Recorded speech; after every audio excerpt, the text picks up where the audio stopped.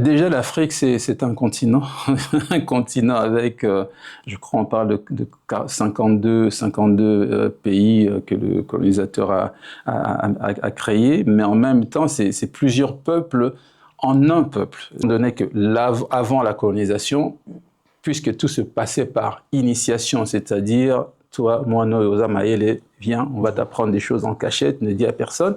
60. Ça parle des démarches qu'il y a eu pour aboutir à l'indépendance du Congo.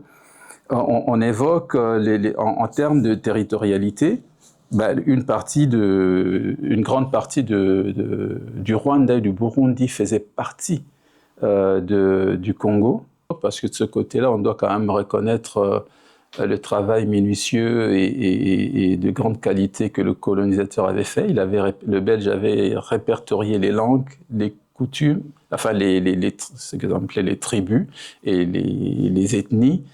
Ils viennent la plupart par rapport au Nil, donc ce sont des gens qui ont suivi le Nil pour descendre. Donc lorsqu'on les voit, la partie Tutsi qui est un peuple nomade, vu que c'est un peuple pasteur, il fait l'élevage, il faut aller là où il y a à manger pour les animaux.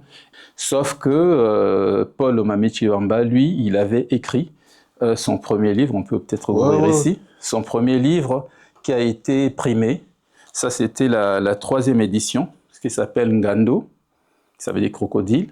Et dans ce livre, il raconte il explique nos croyances, c'est-à-dire qui a été publié ici à Lille. Et après renseignement, c'est sa petite fille.